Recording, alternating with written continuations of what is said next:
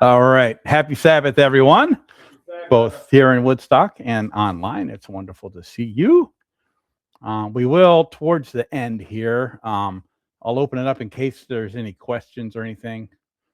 There's a lot of topics to cover on this broad topic, so I definitely don't intend to cover every possible thing. So if there's something particular, you can bring it up here in the chat, or if you want to send us an email at info@totw.org, we'd be glad to get that as well.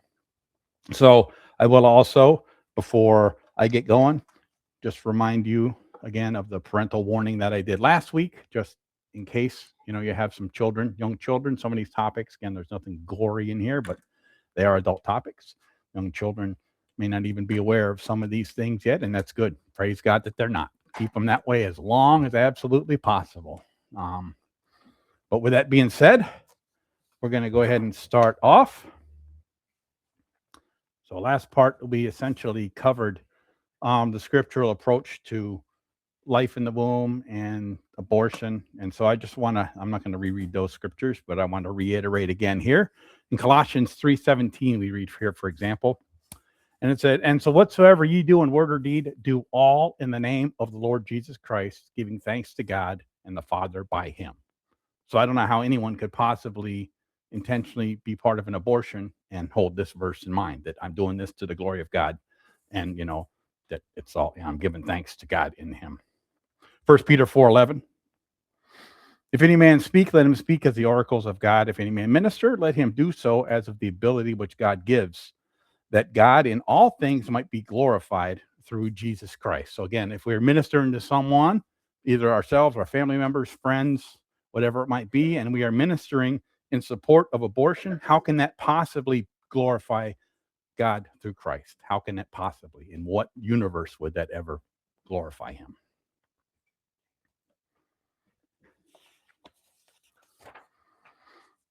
Second Corinthians 5:14 through 15. "For the love of Christ constrains us, because we thus judge, that if one died for all, then we're all dead, and that he died for all, that they which live should not henceforth live unto themselves, but unto him which died for them and rose again and again." If you put abortion in there, how does that fit in there at all? It can't. There's no logical, real, godly universe in which those two things go together. So I just wanted to reiterate that. So this part, as I mentioned at the end of part 1 last week, this part we're going to cover. First, I want to just cover some facts or whatever, some science stuff about some of the stuff that's out there, birth control methods and everything, just because I wasn't necessarily aware of all this either. And I would imagine that the medical establishment in general isn't real forthcoming with some of this information. So it's all out there, it's all available, but some of it, I believe they should be absolutely ashamed of if they actually are telling people this. So I don't think in most cases they tell people. So I'm going to go through a few of the common birth control methods and a couple things, other thing, and IVF as well, as I mentioned last week. So some of the birth control methods are called barrier methods, such as or they also call them prophylactic methods. They prevent, they stop. So condoms, diaphragms, and sponges, which prevent the sperm from reaching the egg. They do not pose any risk of causing an abortion because they prevent fertilization. So there can be no abortion. Remember, we'll cover it again, but abortion is the end of a life. Abortion isn't preventing a pregnancy, but abortion is ending an existing pregnancy. And pregnancy is the biblical definition of a fertilized egg. So because some medical establishments try to say, well, you're not really pregnant until the blastocyst has implanted itself on the uterine wall, then you're pregnant. But that can happen many days after actual fertilization. So as we covered last week, life begins at fertilization, according to Scripture, according to God. So those are some methods of birth control that there's no danger of abortion in those there. There could be pregnancy, perhaps. None of them are foolproof. There's only one absolutely foolproof method to prevent pregnancy, wanted or unwanted, and that is to not have relations. Right. That's the only guaranteed method. So now there's also the birth control pill or hormonal birth control, and there's a few different varieties of those, but they essentially have a three-tiered approach. Um, Generally, they try to stop ovulation from occurring. So if the woman doesn't ovulate, then she can't. There can be no fertilized egg, so there will never be an abortion in that case. Additionally, the hormonal birth controls cause the cervical mucus to thicken so that the sperm can't impregnate the egg. And so, again, no fertilization will occur. And so, no abortion will be necessary. If those two fail, then, and how rare this is, they won't really say. So, I don't know. I don't know how rare this is. But if those two fail, then fertilization can actually occur.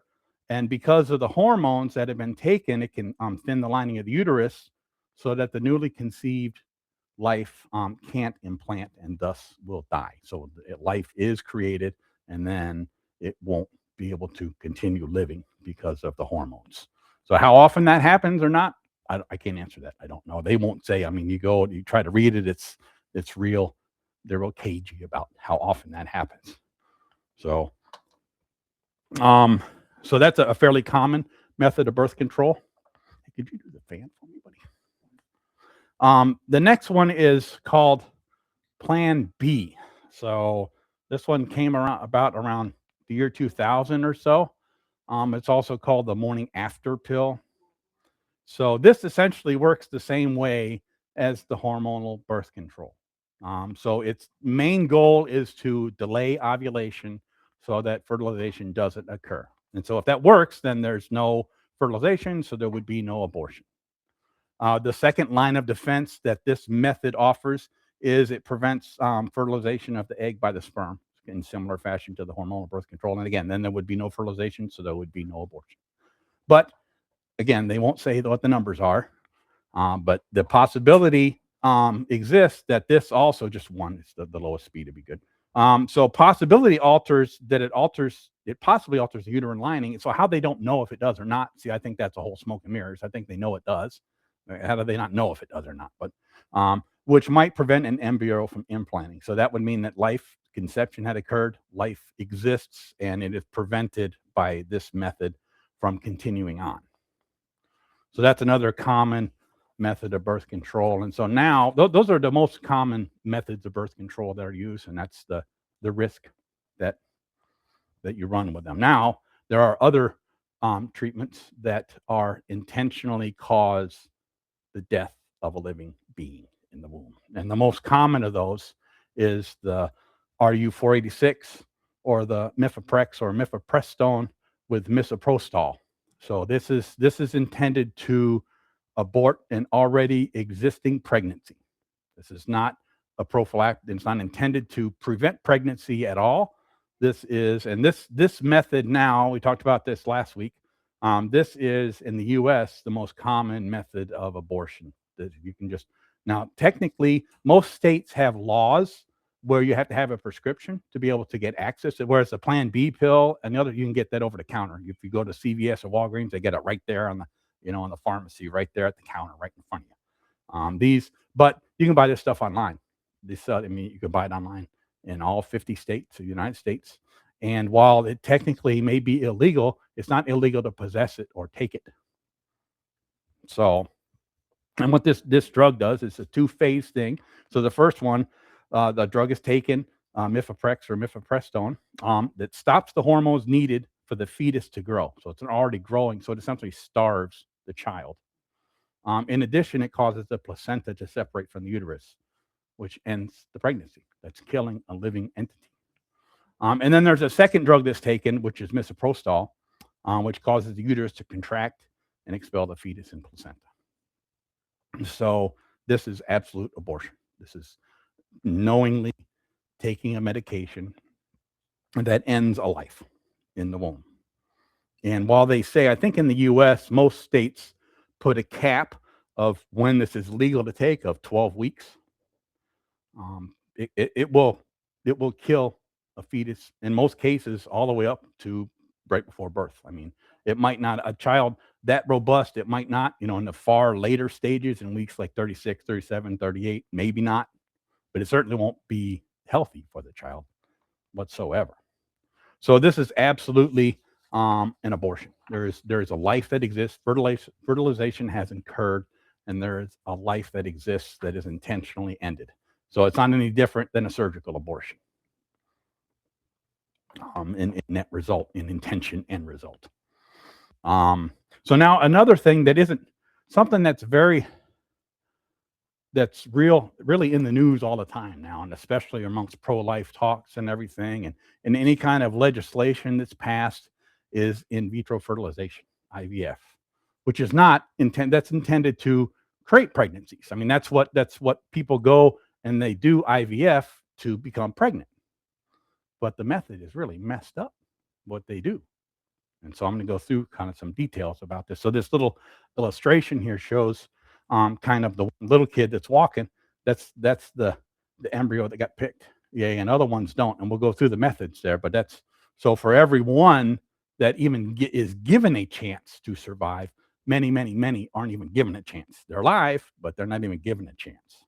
So let's just take a look at real quick this here. So IVF is a fertility treatment in which doctors extract eggs from the woman and fertilize the eggs with sperm to create human embryos in a laboratory. So that's life. That's once the eggs have been extracted and they're fertilized with sperm, that is a life. That's a life. And it can cost a couple between $20,000 and $30,000 for a single treatment. I mean, that's one of the things that's always the battle is they want insurance to cover these and stuff, and the insurance generally does not cover IVF now. And I'm glad for that. It's a lot of money. But let's take a look a little deeper. So typically, an IVF cycle is clinics normally extract between 10 and 15 eggs for one treatment. Now those aren't alive; they're just eggs. They're not, they aren't living beings. They're just eggs. Women women menstruate once a month, and eggs, they don't get pregnant every month. That's not so. That isn't. So here and then in general, according to one of the chain IVF clinics, Illume Fertility, if the clinic extracts 12 eggs, for example, about 80%, 9 or 10 of them will be viable to be impregnated or fertilized with sperm. And about 80% of those viable eggs will successfully become fertilized embryos. So that means that out of every treatment, the 10 or 15 eggs that are taken, 7 or 8 or 9 are actually living human beings. They are fertilized living human beings. They're zygotes, blastocysts. So there's 7 or 8 of them. And then they take of those 7 or 8. And then here, generally for women under 35, they generally will take one of them and implant it in the uterus. For women from 38 to 40, they may take 2 because they have a lower chance of it. So, and then 41 and up, they might take 3. And again, these aren't rules, but this is the general thing. They used to do a lot more. They used to do a lot more than that. The guys may remember the Octomom. So that was IVF, and they actually implanted 8 embryos at that time, and they all took and they all survived. That's an amazing thing. So they won't. A reputable clinic would never implant that many embryos into a fertile woman, or a woman that's got a uterus that should have no problem bearing children at all, but they did. So, okay, so that's how many we saw. How many are created or fertilized, and we see how many are implanted. Now, not all the ones that are implanted survive, but that's true with regular natural pregnancies as well. Not all natural pregnancies, come to full term. There's, it's just so that isn't an abortion, a miscarriage. If something happens, if someone becomes pregnant and then something happens, that's not an abortion. That's a miscarriage. That's again with no intention. So the total number of IVF cycles performed at the 371 reporting fertility clinics in the U.S. in 2023. So there were 432,641 cycles. So remember, those are like 10 to 15 eggs each. So that's 7 to 8 to 9 fertilized cells. So in 2023, of those, the number of babies from IVF was 95,860. Okay. So how many cycles were there? There were 432,641 times 8, which is the average number of fertilized fertilized eggs. So that means that there were 3,461,128 embryos that were fertilized. And then I have some bad math here. I missed a number. This is definitely not right. So out of 3,461,128 minus 95,860 is way more than 766,000. I think that's it's way over 3 million. So I don't know what I was. Now I see it now. Well, anyway, so the number's really big. That's how many embryos are left over. Oh yes, do they freeze them? Yes, they freeze them. Are there a small number that then are other people can take, that they say, okay, someone else, another couple can take one of these embryos? Yeah, they around 8,000 a year. It's about how many that is. So that's like nothing. So over 3 million, if these numbers are right. Again, there's no actual agency that these clinics need to report to, so they could be lying about these numbers. And if they are lying, I would imagine they're probably low. They probably report them in a fashion that would favor them. But nonetheless, so these are lives. These are lives that are created and are thrown away, essentially. They might be frozen, or whatever. And not only are they all the leftover, I guess they're really not embryos at this point. They're blastocysts, they're early life, but nonetheless, of the ones that get selected, they have some real specialized criteria they use to select which one. So they got, say, 8 or 9, that seem to be fertilized. So then they have to pick 1 or 2 or 3. So they pick them, and so they have a whole grading thing. So that's why the little picture there, the kid in this here. So if you can see there, he's wearing the 5AA, because that's like the top rank of their rating system. That's like the best embryo. So that's what it's saying there. But they do this testing. They have all kinds of things that they, tests that they do. But one of the things they do is genetic testing. And they screen out what they consider birth defects, like Down syndrome, for example, and they're getting more and more sophisticated, so they can detect more and more what they consider undesirable traits. And so, it's going to get to the point to where they'll be able to tell, well, this embryo is going to have blue eyes, and this is going to have brown eyes, and then it's going to have blonde hair, and this is going to be a boy, and this is going to be a girl, and this. So, which one do you want? What do you want? What do you want? So and in fact, in Europe, and especially in Northern Europe, for many decades now, while genetic testing is not absolutely required, it's almost as if it's required because of the amount of pressure that's put on mothers by the medical system and by society. And so in countries like the Netherlands and Belgium, essentially anyone with Down syndrome is killed in vitro, just automatically, just killed, and other genetic anomalies. And they're working on. So no. Well, no, okay, no, no, you're Linda. No, so Linda asked, it's not a choice. It is a choice, but the way the society is, it would be a shame. The society would look at your neighbors, would look at you in shame if we had a Down syndrome. Why did you do that? Why didn't you, abort that and start again? Why did so? So no, it's not required. But it is. I mean, it's not. Most people aren't going to handle that kind of peer pressure, social pressure. They're just not gonna. And so right now the testing is still, they have to do like an in vitro extraction of cells, so it's an uncomfortable, and there is some level of risk to the procedure, for the mother and the child as well. But they're working on blood tests where they can just draw blood. There's enough now. They get more and more sensitive blood tests that can screen for the same stuff, so then they can just take care of it. And so it's horrible. It's awful. I mean, what hubris. What now? Is it possible that IVF could be where they could just, fertilize 1 egg or 2 eggs? I think yes. I think, and then just whatever ones get fertilized, that they would implant, so they had a chance. And then so that's, but I don't think they do that. I don't know if someone would have the option, if they're paying for it, say, hey, I just want one egg fertilized. You can take a bunch of eggs, but I just want one of them fertilized, and then I want one of them implanted. They generally don't do that because the odds are lower that fertilization will occur, and then if it does, that actually the implantation will be successful. But the current method of IVF kills way more living beings than abortion does. way more. So those are some of the common things that are in the world today. Technology is brought around.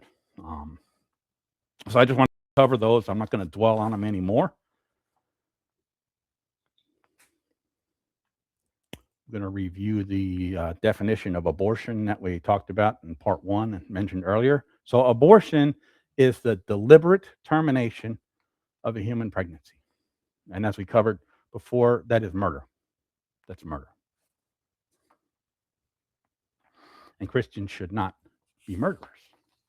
We see here in Ephesians 2, verses 2 through 3, for example, wherein in time past ye walked according to the course of this world, according to the prince of the power of the air, the spirit that now works in the children of disobedience, among whom also we all had our conversation in times past, in the lusts of our flesh, fulfilling the desires of the flesh and of the mind. And it's just selfish. It's all it is just selfish.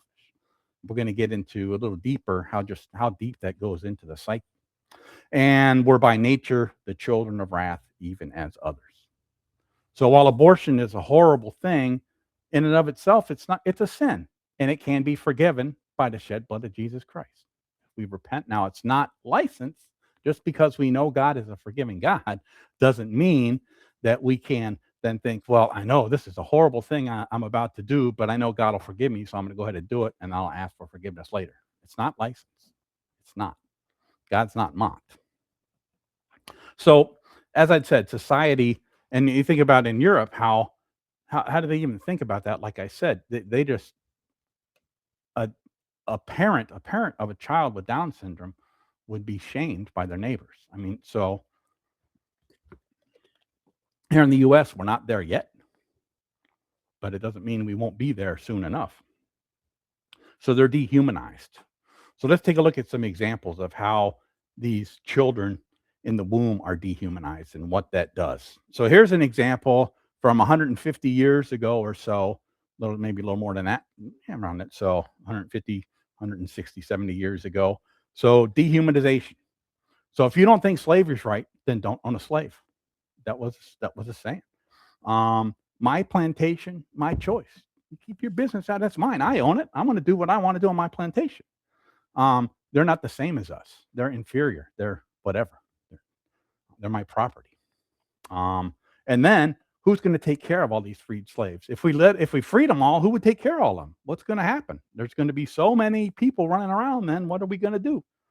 So I think you can see where I'm going here. They dehumanized. In most cases, these were Black African slaves, but there were other races that were slaves as well. They dehumanized them to make it easier for the public to swallow what was going on, the horror of chattel slavery that was going on in the 19th century here in the U.S.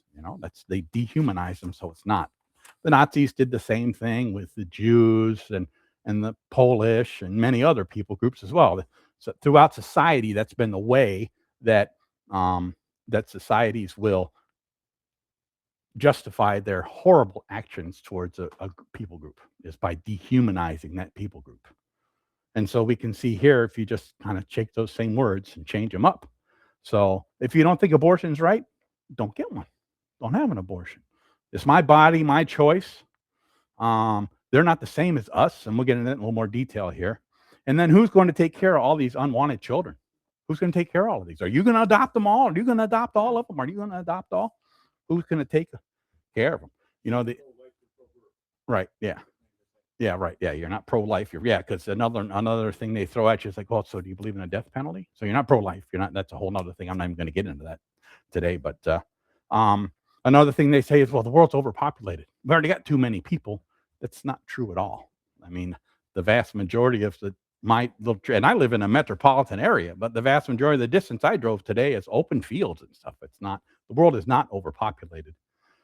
China had mandated one-child laws for several decades. And what happened as a result of that is that women were seen as inferior to men. Boys were more, considered, that's, you have a son, so that's, better. Your son can tend your crops, they can do things, they can carry on your lineage, so right now, and that's been, that they have ended that policy now, but in China now, ages 15 to 64, the ratio of men to women is 69.4% men to women. There's hardly any women, so it's horrible. I mean, and that's over a billion people supposedly overall. So that's just a yeah, that's that's one of the results of this idea of dehumanizing. It's so another slogan that they throw out too is, again, no uterus, no opinion. Just an argument from authority. It's somehow, well, men have no right at all whatsoever to have any opinion on abortion because they're not the ones that are carrying the babies. So I want to delve into on that one there a little bit, because there is an idea in society that women carry an undue burden that's not fair in regards to childbearing and childbirth. Because in reality, women generally are the ones that they have to carry the child. Men don't have to carry the children. Um, Women generally are the ones that are responsible, end up being responsible when dad's a deadbeat and takes off to care for the child and raise the child. And that's true, because we live in a sinful world and there are men that are deadbeats and there are women that are deadbeats too. So, but it's true. And so people want to say, well, that's not fair. It's unfair. It's not unfair. It's the way God made it. It's the way God made it. Did God make it so that women have to suffer more as a result of unplanned or undesired pregnancies? No, sin did that. We did that. But God's the one that made women the ones that carry the child, that have to nurture the child, that care for the child when it's younger. That's the way God did it. So it's not unfair. It's the way God did it. So that is something that the world doesn't want to swallow, but Christians should understand that. Christians should have no problems accepting that and realizing it. It doesn't justify unrighteous actions of anybody, men or women. But nonetheless, the fact is that God has created women with the responsibility to carry the children in their womb and to be the ones that nurse the children when they're young and when they need, when they need caring. That's the way it is. Another way that there's several other things that people use to help to dehumanize life in the womb. So that, again, once you think it's not a human or a person, then you can. It's the same thing with adults, like in hostage situations.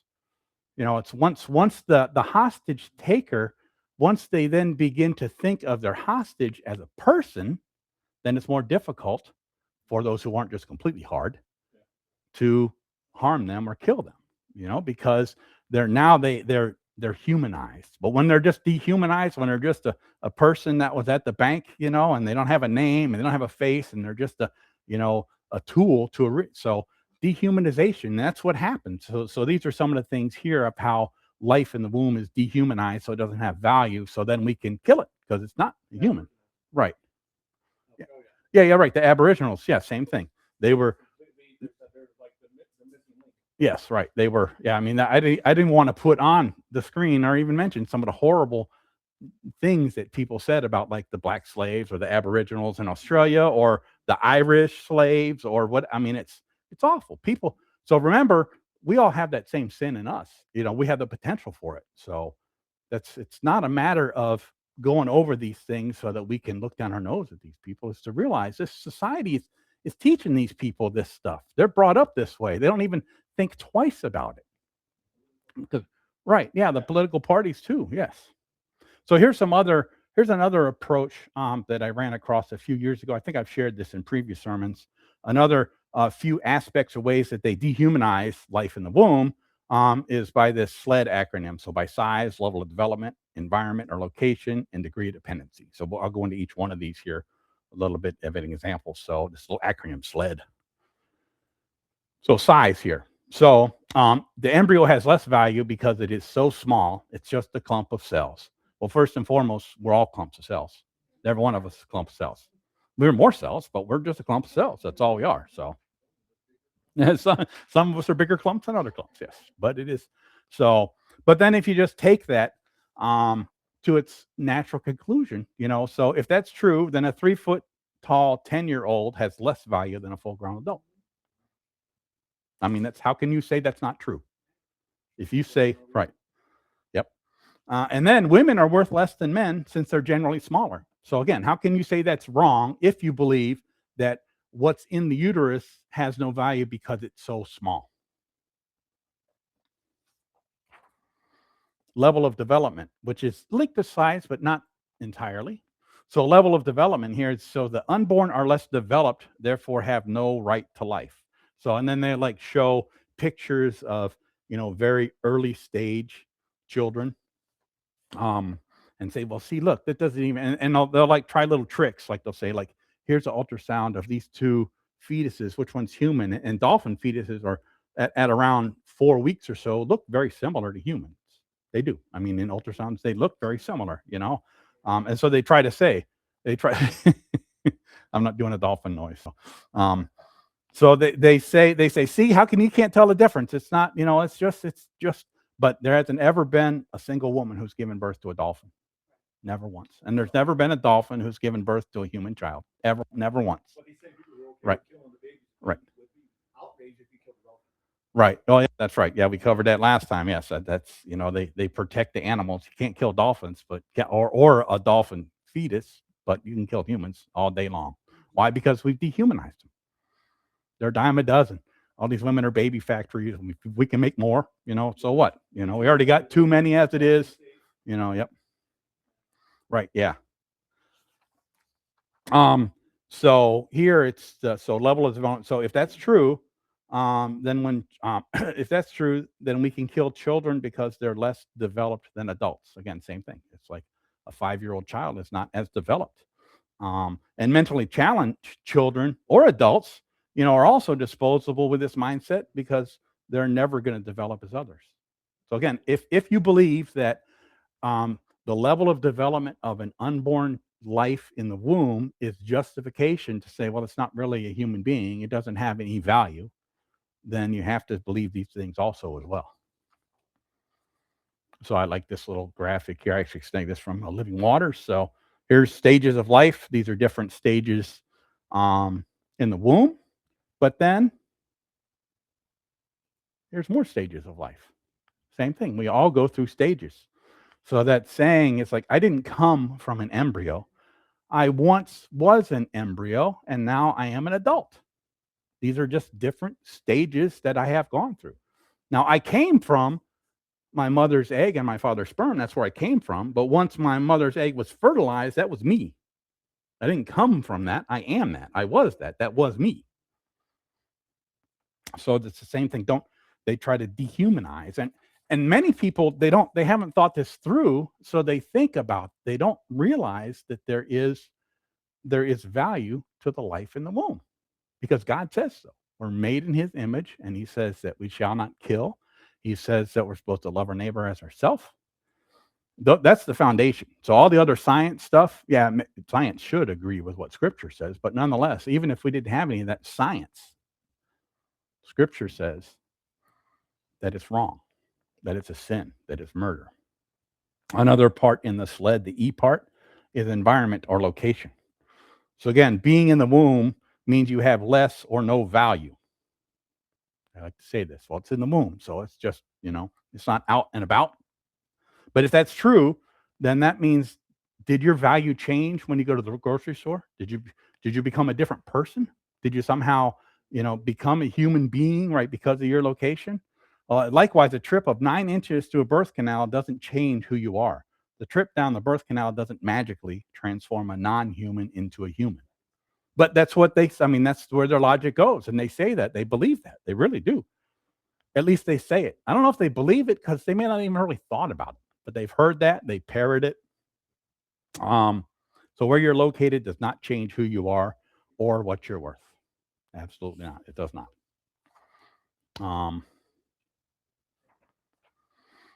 And then the D in SLED, degree of dependency. So this is another one. So the embryo has less value because it is 100% dependent on the mother. So they say, well, it can't live on its own. So it can't live on its own. So doesn't have as much value. It's not a living human being yet. But as Tina said there, this is also true of a newborn. I mean, if a mother gives birth to a child and then just leaves it there on the rock, how long is that child going to live? Not at all. Or how about a 6-month-old or a 2-year-old? It's not going to happen, right? It isn't. They are still very dependent. Um, so, how about all those who are ill and they require some level of care? Are they less valuable? Right? Like yes, like Tina's mom or beloved Carol. Are they of less value? Absolutely not. They are not of less value because they're more dependent now than a fully actualized human being or adult human being might be. Absolutely not. So those are some of the attempts that are made, and there's many other ones, but those are the general attempts at dehumanizing the life that's in the womb. So then you can easily justify, well, it's just so I don't have to worry about abortion because it's not really doing anything to anything that has any value. It's not any different than getting a tumor cut out. That's what they say. Some will actually say it's a parasite. It's not a parasite. Now it doesn't even meet the clinical definition of a parasite, nonetheless. Um, so those are some of the things. So realize that and think of that and think about it from your own point of view. And think about if you're talking with someone that has this mindset that what's in the womb isn't as valuable. It might be because their heart is hard, and that's what they're going to be. I mean, there are many, many people today that will just flat out say, I know it's a baby. It's my right to kill it. They won't even bat an eye. Their hearts are so hard.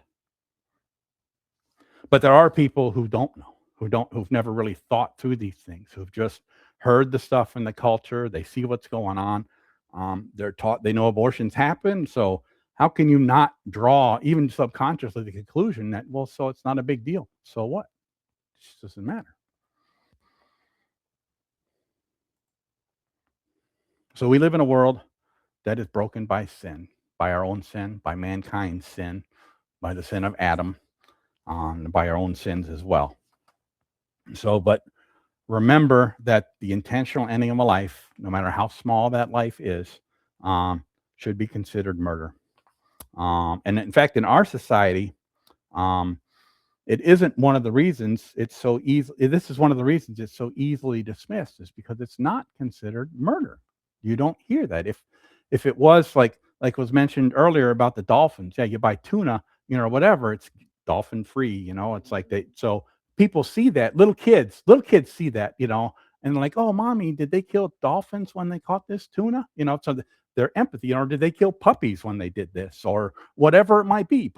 They get this empathy towards these non-human things, and we shouldn't abuse and treat animals horribly. We shouldn't do that. We can eat them. That's okay, but some of them at least. But nonetheless, but we shouldn't abuse them. It's not, we should not abuse them.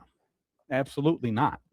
So, I mean, the idea that, if it's possible to capture tuna without snagging dolphins that don't need to be snagged, okay, fine. All right, that's fine. That's all good. But society does not teach that what's in the womb is special. Now, little children, they know that when they see if they're like mom, is pregnant again, they're like, oh, what's they know it, but they get anesthetized towards that. They get taught, well, it's no big deal. It's just not. That's how people grow up. And in America, so not to get political, not partisan, but political, because our laws actually, so we have laws against murder. So that's a political thing. We have laws against murder. And there should be, the murder should include the unborn life. That the laws on the books should include that. There should be a law in the nation that says that what's in the womb is a living being, and if you intentionally end the life of that living being, then you're guilty of homicide, and then you go to court, and then whatever. I mean, there could be unintentional homicide, manslaughter, all kinds of whatever. You would go to court, and you would, have a trial, and all that stuff would happen.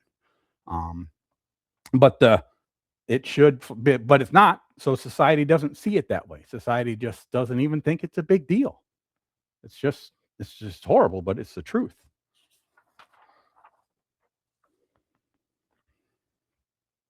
So, realizing we live in a world that's tainted with sin. We see here in Proverbs 3, verse 27 through 28. We see here, withhold not good from them to whom it is due, when it is in thy power to give, in your hand to do it. Say not unto thy neighbor, go and come again, and tomorrow I will give, when you have it with you. So this is a matter of don't just decide. We're supposed to do good for those and be kind and loving to those when we can, and that includes the unborn. It doesn't mean um, that we're responsible for every abortion that happens in the world. It's easy to get overwhelmed with this stuff and think about, well, those numbers, millions. I mean, millions every year. We're talking. It's like easy to get overwhelmed with that and think about, well, we don't have to. That's God's in charge of all of that. But what we have the wonderful opportunity and responsibility to do is for those whom it is ours to be able to help them. And remember the earlier verses that I read there, it's like, and if you're ministering to somebody, do it as it glorifies Christ. So somehow telling somebody who is saying, oh, I want to get an abortion, that it's okay somehow is not glorifying Christ in your ministry and your service to them. It absolutely is not. So I'm going to go through some of the objections that people have, few of the things here, and maybe ways that you can look at it to see what it is. So we see here that if it's in your hand, if it's in your power to actually do good for someone, you're supposed to do it. We're supposed to do it. And we see also here in Revelation 22, verse 11, we see here, he that is unjust, let him be unjust still. And he that is filthy, let him be filthy still. So if people reject it, if they don't want to hear it, that's between them and their maker. It's not our responsibility to. Now, I do believe it's our responsibility. We should do what we can to get laws on the books that make abortion murder. I think we should do that. That's, again, personal, but we should do that. Other stuff's on the books, it's murder. Definitely our laws should reflect the fact that the life in the womb is life. And if you end it intentionally, you have committed murder. You have committed homicide, and you will be held accountable to that. And that includes also the mothers that do this, that order those pills and take the pills. Now, again, could a mother be forced by her husband somehow to take pills or to have an abortion? Perhaps. So again, that's where the law would come in. There may be mitigating circumstances, so it might be, but again, it should be, society should, across the board, realize that the intentional ending of the life in the womb is murder. Just like we realize that the intentional ending of the life outside the womb is murder. And then Revelation 22:11 goes on to say, and he that's righteous, let him be righteous still, and he that's holy, let him be holy still.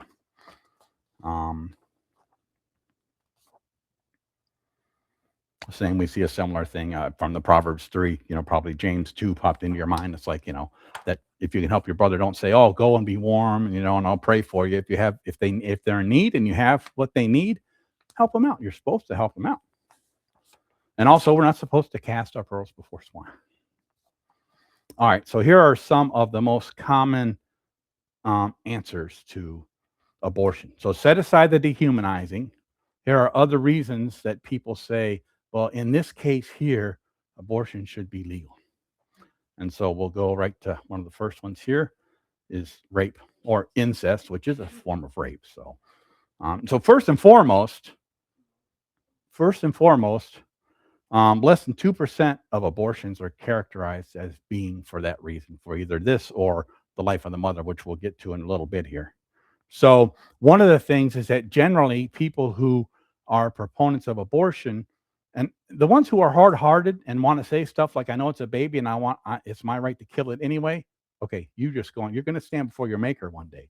But there are many people who just have heard the narrative. They haven't ever really thought through it. And so they are sympathetic towards those. They're sympathetic towards those who are in these scenarios. And so they don't know how to answer because they feel bad for them. Again, we're in a fallen world. So in a situation of rape, that's a horrible thing. That's awful. That's not, there's no excuse of like, that's a good thing. Not at all. But even most people, if you stop them here at this point and ask, okay, so let's figure something out then. So let's set aside rape and incest and life of the mother for now. We'll get back to that. So are you saying that abortion in all other instances should be considered murder? So they're going to, one or two things. They're either going to say, no, it shouldn't be. And then it's revealed where they're really at. So they're just trying to use this as a red herring. Or they're going to say, they're going to think, well, wow, I never really thought about it. And that's the hope. It's like you can get somebody to think about it. It's like, okay, but we'll get back to those. I'm not saying let's go ahead and do those, but let's set those aside. What about the other 98%? Should they be completely illegal? Should that be against the law? And so their response to that question can give you a clue as to whether it's even worth going on, or they're just swine and they want to argue, and they're not even really concerned about this. They just want to be able to kill babies. So rape. So for someone who's considering, well, I never thought about that. Okay, let's take a look. Actually, first is so out of this group of kids, pick out which 3 of these children were conceived in rape. You can't. I don't know if there were any. I don't know if there were 3 or not. Right? You can't tell. Or incest. You can't. You can't. Now with incest, is there a higher potential of birth defects? Yes, but again, that's so what. We'll get to that birth defects a little later, but that's not. So you can't. So first and foremost, it's like you can't tell the person that was conceived in rape is not of any less value than one who was conceived intentionally in a loving marriage, in a loving godly marriage. None. There's no difference whatsoever. So one of the arguments for rape is that, oh, the woman, so she had this horrible trauma happen, and it's a horrible thing. Rape is a horrible thing, absolutely. And then she has to carry that reminder of that horrible act for 9 months. And then after that, she has to look at the reminder of that horrible act for 18 years or whatever it is. That somehow that's a horrible, and that's how could you make her endure? How can you make her endure that? So let's take a look. Let's take a step back from that. Let's say, for example, you are you're driving down the road, and a semi trailer runs you off the road, and the trailer ended the ditch, and the semi trailer flips over, and the driver of the semi trailer dies, and nobody else saw it happen. So you're in a ditch for a couple days. You're thinking you're going to die. You have you're trapped in your car.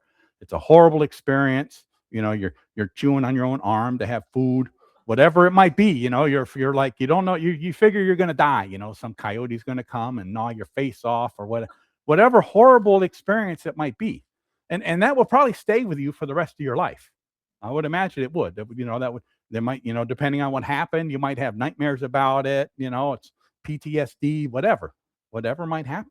All right. So now that experience happens, and then, like I said, they find you, and then the truck is there, so they know what the trucking company was. So then you get some lawyers, and you take them to court, and you get like $100 million settlement as a result of what happened to you. Now, does that make it go away? No. But would you ever look at that $100 million and say, all this does is remind me of that horrible terror of the 2 week days? No, not for a second. In fact, you would probably look at it and say, that was an awful thing that happened to me. But look at some of the good that as a result of it happened, right? So again, this is another example of where life in the womb is given no value, because they think, oh, that's just all it is a reminder of the horrible act that happened. And now I gotta let it grow in my womb, and then I gotta take care of it once it's out of my womb, and it's awful and horrible. That's horrible. That is an awful mindset. So if somebody truly has that mindset, they're goodbye. That's between you and your maker. That's awful. That's horrible. You are a horrible person for thinking that. Right. Yeah. They have orphanages, adoption, all kinds of stuff. Right. Yes. So this idea that somehow it's, oh, and so same thing with incest. It's like, oh, it's just, so how can you make the poor woman that was already raped, by her uncle or by the neighbor or whatever it was, and then you're going to make her do this they got to carry this horrible pregnancy, because life is not considered precious in the womb. That's why. That's why. It goes back to that same thing. They have dehumanized it.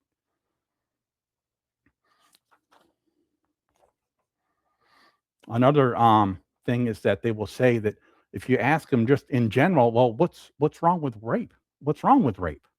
So they'll say something like, well, it's the unwilling use of somebody's body, by another person, and rape is wrong. It's not. So then that's the same thing. It's just, so then okay, so then you're going to take the that same thing, and you're going to unwillingly kill the body that's in the womb without their consent. That's the same thing. It's the same thing. Right. Ezekiel 18:20. The soul that sins, it shall die. The son shall not bear the iniquity of the father, or the daughter shall not bear the iniquity of the father. So if the father rapes the mother, killing the child is going against this. It's punishing the innocent child for the wrongdoing of the father, and maybe the wrongdoing of the mother too, whatever it is. It's punishing the child, the innocent child, for the wrongdoing of the parent or parents. Um, and so that makes absolutely no sense. So to create another victim because of a horrible thing. I mean, that would be like, okay, the auto wreck example is like, okay, now you owe $100 million to the trucking company. It's like, what? That makes no sense. That makes no sense whatsoever. So this idea of rape, while it's horrible, rape is awful, incest is awful. It's not an excuse. The child, the life in the womb, is precious and alive, and should not be killed, no matter what the circumstances. Now, should there be, the woman who's raped? She may need some help. Definitely counseling and encouragement. Absolutely. We're going to cover some resources later on in the sermon here, but absolutely it should. And additionally, society is so quick to encourage that woman to have an abortion, but the man that did the crime, he'll get like 2 years in prison and get out in 6 months on probation. It's like, again, rape, that's another thing. Rape should be a capital crime. Does it mean always a death penalty? Maybe not. Again, same thing, but nonetheless, rape should be a capital crime. That's horrible. It's horrible. It's awful.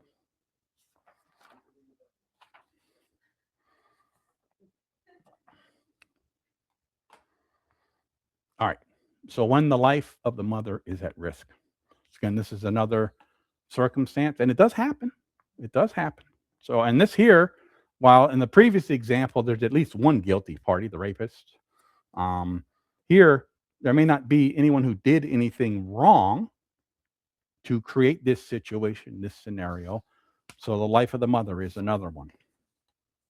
So let's take a look at the most common scenario where the life of the mother is in play here during pregnancy. So, and that's an ectopic pregnancy. It occurs when a fertilized egg implants and grows outside the main cavity of the uterus, and most commonly in the fallopian tubes. About 90% of ectopic pregnancies are in the tubes. And in most cases, by the time this is detected, the child has already died. So it's just a matter of removing deceased tissue to save the mother's life. So there's no abortion required there. It's already died. It's not, okay? There also are many treatments, more and more available, where they can actually, in cases, if they detect a tubal pregnancy early enough and the embryo is still alive, they can actually fairly successfully re-implant that into the uterus. They can move it into the uterus and re-implant it. So everything's good. It's all good. And non-tubal ectopic pregnancies generally have a much higher rate of survival for the child. So in most cases, by the time an ectopic pregnancy is detected, the child has already died. And in fact, it's not the child itself that is causing danger to the life of the mother, but the body's reaction to the dead cells or wherever location they're at that causes the danger, and so they need to be removed. So that's the vast majority of ectopic pregnancy. So there's no abortion required in any of those scenarios whatsoever. That's not an abortion. That should not be illegal. That is much more similar. It's more tragic, but it's much more similar than just having a tumor removed. I mean, it's not a living human being that is being removed. Now, there are some, and especially here in the U.S. with medical technology, where there are some very rare cases where it truly is where the child, the fetus, is still viable and still growing inside the mother, and it's in a manner that is putting both the mother and the child in danger now or down the road. Now, first and foremost, I want to say this whole thing, and not all doctors are bad. I'm not knocking, I'm not saying don't listen to any doctors or don't go to hospitals, or I'm not saying that whatsoever, but there are many doctors, I'm not going to percentage there, but there are many doctors who either they're ignorant or they're incompetent or they're lazy or they're just following the manual or they're getting kickbacks, and so they toe the company line and they say, and we're going to show a couple examples here in a minute. And actually, Ken just sent an email last night, not in regards to pregnancy, but in regards to medical advice, where doctors just they got the diagnostic book. They say, okay, this, and this. That means here's the treatment. So in this particular treatment was this child needs a blood transfusion. And that's what it is, And so the person, I'm not mentioning names because I'm not sure if it should be public or not. So, but the person is the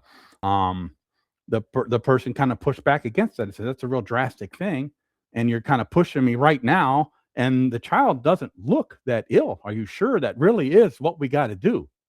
And then some prayer was done. The doctor left, and about an hour and a half later or so, the doctor comes back in without having done any more tests or any more interviews or nothing. Comes back in and said, "Oh, well, I guess we can wait and see what happens."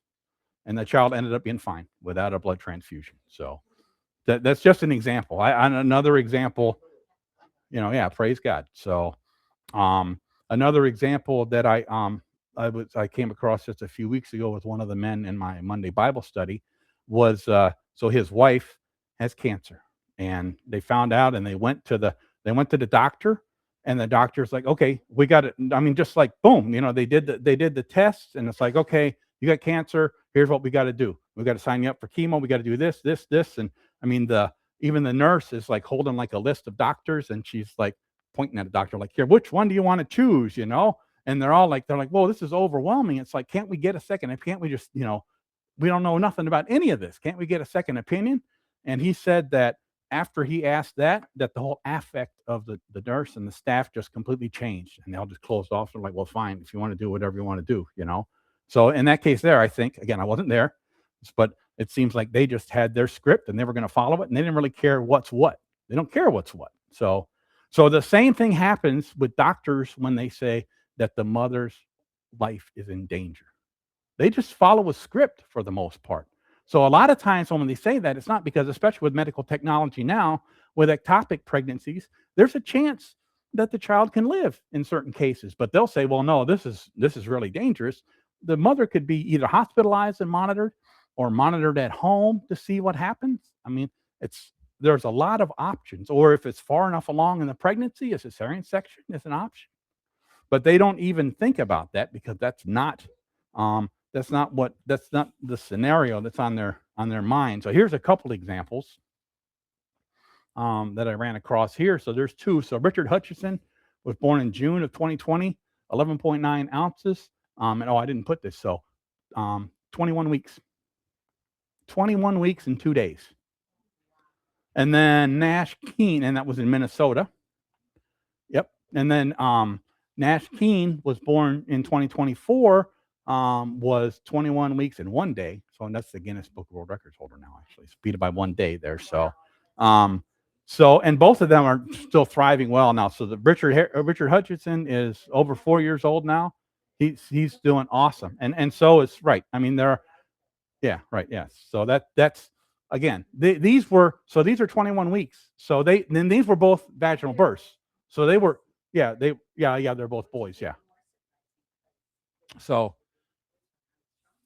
these were both born by vaginal birth, but it could have been, they never would. So and in both these cases, the parents were adamant that they attempt life-saving measures, because generally when a child is born at 21 weeks, they won't even attempt to resuscitate. They won't even try. So how many could survive? Because the doctors just say, even if we can get them going along, they're going to have so many troubles and so many problems. Again, who says? So this idea of the life of the mother is in danger and then ultimately, so the real answer is that every effort should be made to save both lives. There should never be a deliberate and focused idea to the only way to save this life is to end this life. There should always be an effort to save both lives, and especially with today's medical technology. Now, again, you can empathize certainly with a family who's like, the woman, she's obviously in trouble. Her life is in danger. It could, if things go south. So you can empathize with that.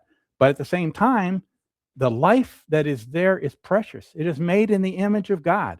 And who's in charge of all of that stuff? We read here in Job 121.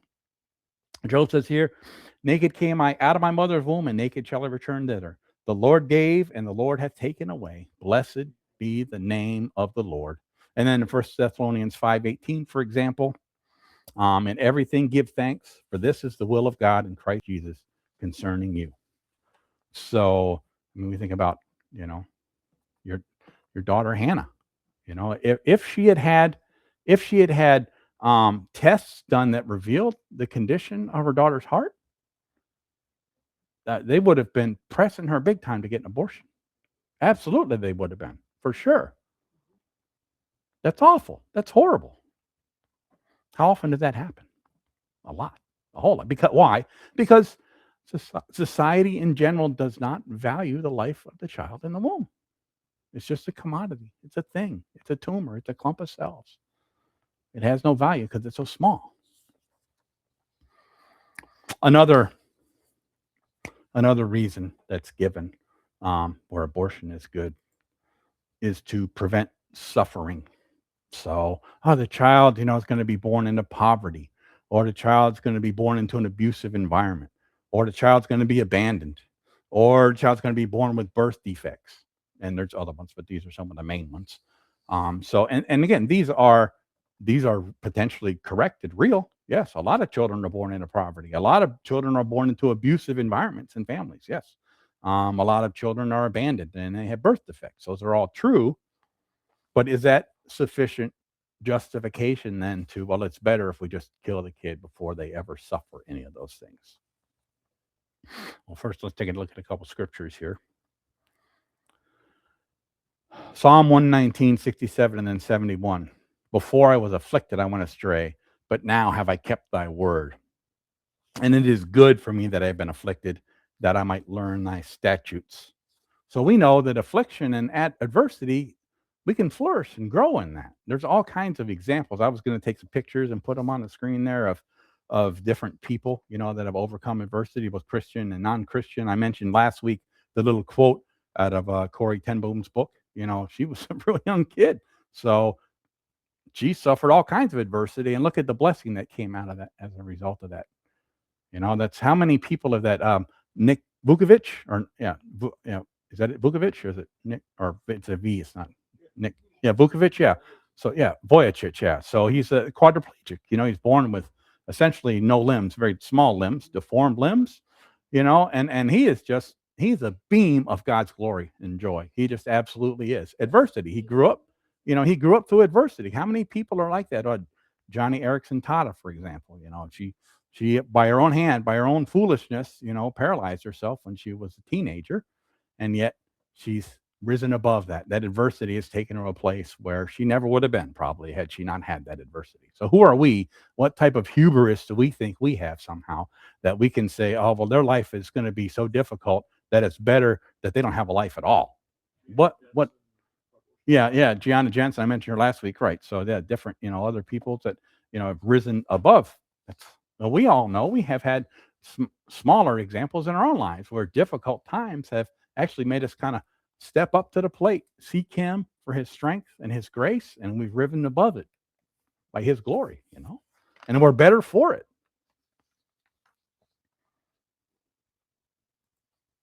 Romans 5, 3-5. And not only so, but we glory in tribulations also, knowing that tribulation works patience, and patience experience, and experience hope. And hope makes not ashamed, because the love of God is shed abroad in our hearts by the Holy Ghost, which is given unto us. And then there's a couple other verses there out of Hebrews and James that kind of say the same thing. Adversity, difficulty, hard times, they're no excuse to just bail. And again, you can use so I want to look at, suffering, I want to look at some examples of another little thing similar to the sled thing, but a little different, called the toddler test. So let's take a look at a couple of these examples here of suffering. So the toddler test. So here's an example. So a woman is in no situation to have or raise a child. She's a drug addict, or the child will be born addicted, etc. Abortion would be the only merciful thing to do. That's going to save that child all this.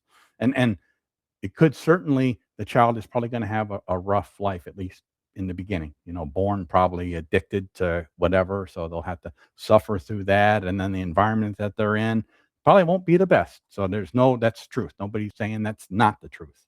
But is that sufficient justification for ending the life in the womb? But then, even then, take it a little further. Think about the same scenario.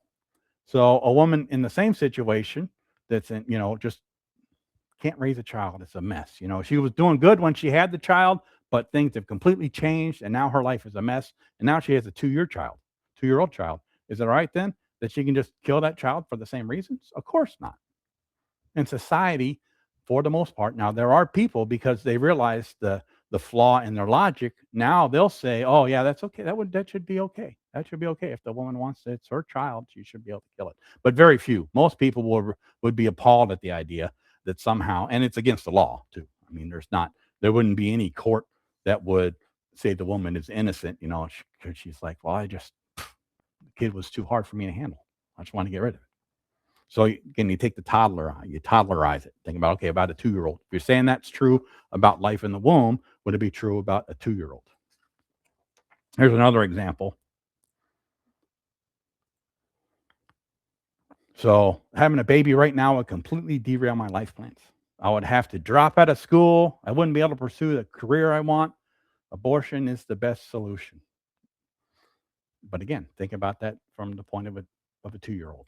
It's like, the 2-year-old is just now would be completely derail my life plans. Maybe she was married, and when they had the child and everything, and then the husband either left her or he died, but now her situation changed, and so now it's horrible. Would it be okay for her to kill her 2-year-old? Of course not. Of course not. So this is just so clear, example after example after example. The reason that abortion is even conceivable in the minds of most people is because we have devalued the life of the child in the womb. That's why. That's what it is.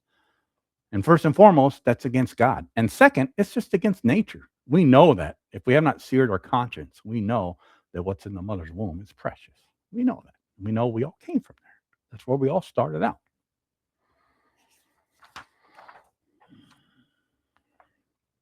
And then ultimately, as we read of Job and First Thessalonians, we'll read a couple more verses here out of Deuteronomy 32:39.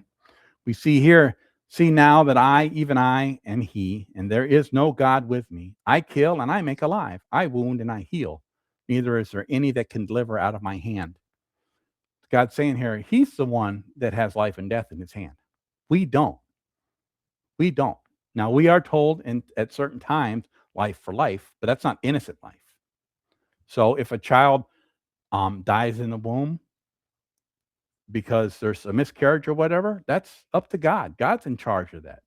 We have no right to intentionally cause the death of an unborn human being. None. Zero. The other one I have on the screen here, I was going to do more of this. This is the example of Hannah and her son Samuel. She was barren, and she besought the Lord hard, and she got persecution for doing it.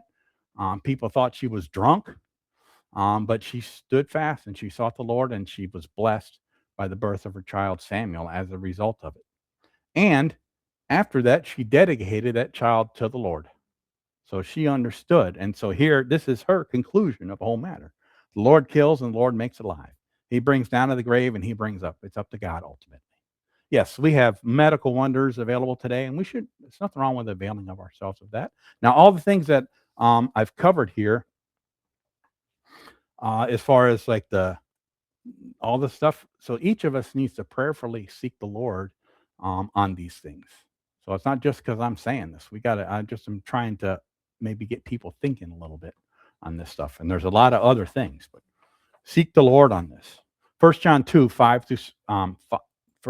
15 through 17. This is where it all comes from. Just like everything else, it's sin. It's selfishness. Love not the world, neither the things that are in the world. If any man love the world, the love of the Father is not in him. For all that is in the world, the lust of the flesh, and the lust of the eyes, and the pride of life. Those are the things, and those are the core, those are the root of abortion. Those are the root. It's the society of convenience. It's a society of me, me, me. I get what I want. And the ultimate goal of life is for me to be happy and for me to enjoy my life. And that's absolutely not true.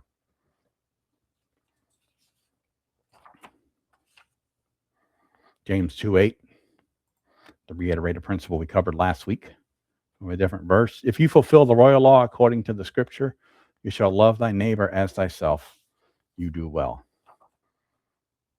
So how can you even think about abortion and think that's loving your neighbor?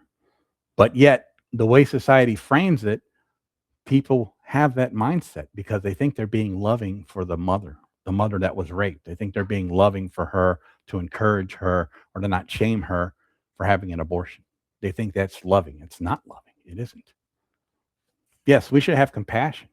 Absolutely. It's a horrible thing, but nonetheless, if society framed life in the womb as a blessing, then it would be there would be the $10 million award. It's like, that was awful. I never want to do that again, but I got this reward from it. So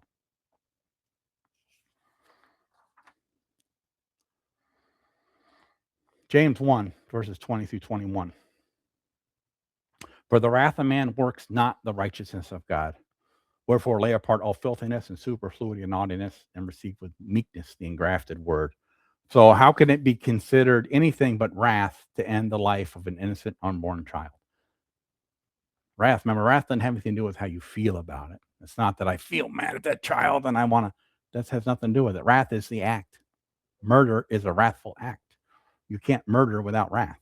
Whether you feel like it's wrath or not is irrelevant. And it works not the righteousness of God. So if you think somehow that God is glorified and people are edified because you murdered an unborn child, you're wrong. You're wrong. Other verses there that we covered last week, Psalm 139 and such, about that life is precious. God says that life is that begins at conception. It's in the womb. Life is in the womb. So something else that we can do, and this is pretty easy, is that you should, in your local area, do some research and get some resources. Get it, put it on your phone, or get a piece of paper and print it out on there. Some resources for, people that might be going through, some pregnancy counseling, adoption services, or some, care for women who have had children and they don't have the resources to be able to care for them. Have that information available to be able to help somebody out. Like I said, keep it on your phone and look for it in your area, wherever that might be, and stuff. So this is a list of ones in McHenry, ones in Johnsburg, and ones in Crystal Lake. These are, from my area here. It's like that's the places that I kind of run in. So local resources. So I got a couple closing scriptures, but I think before I go to those, and if there were, I'm looking through the notes here, if there are any other questions or any other topics, and you can email me also with any questions or comments. But I'll give a minute here because I said I would do a little Q&A. Because I know there's a whole lot of objections that are raised. People raise about this and logical arguments they try to make to justify abortion. But Christians need to be firmly rooted in the understanding that life in the womb is created in the image of God. It is precious to him, and ending that life intentionally for any reason is murder and is an abomination to him. And it should appall us to even consider doing that.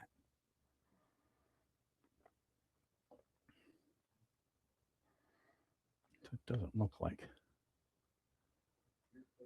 All right. Thank you. Yep. All right. Just a couple closing verses.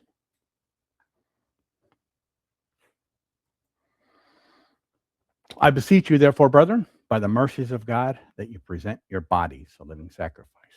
Your bodies, including life in the womb for women, wholly acceptable unto God, which is your reasonable service. And be not conformed to this world, but be ye transformed by the renewing of your mind, that ye may prove what is that good and acceptable and perfect will of God. Be transformed by the renewing of your mind. Don't let society inject false empathy into you by thinking about. So yes, situations of rape, incest, where the mother's life is in danger, where the environment that the child is going to be born in, that the mother's in, is awful. Those are all things that we should have empathy for. That absolutely, we should, as opportunity presents, try to help in whatever measure we can. But we should never, ever, ever, ever let that take us to the point of, for a second, thinking that it's okay to end the life of the unborn child. It's not. Ever. Never. Because remember who we serve. Now unto him that is able to keep you from falling and to present you faultless before the presence of his glory with exceeding glory, to the only wise God our Savior be glory and majesty, dominion and power, both now and forever. Amen. So keep that in mind in this topic. Remember, we read those early verses. It's like, okay, just off the top, how can any discussion that ultimately justifies or encourages or smooths over abortion, how can that glorify God? Ever. In what situation? It never can. Ever. The intentional ending of a life can never glorify God. All right, brothers and sisters,